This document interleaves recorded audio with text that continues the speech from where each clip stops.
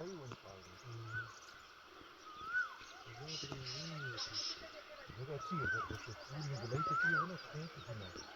वो भी पूरी थोड़ी ना होगा लेकिन कितना वट्टा करना है 1000 बच्चे चाहिए स्कूल ग्राउंड मेरे खेलने में ना भी अगर आधा घंटा लग जाए उससे तो अपना उससे नहीं लेते आधा पौना घंटा तो पूरा है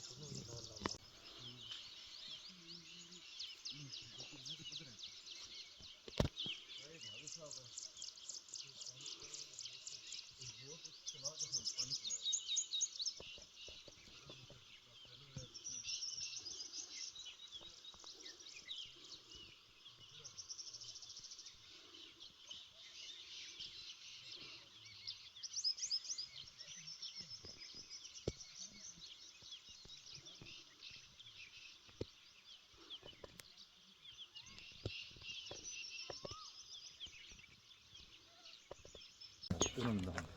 बड़ी शौक ना रखते हैं आ जाओ ਬੰਦਾ ਉਹ ਕਰਦਾ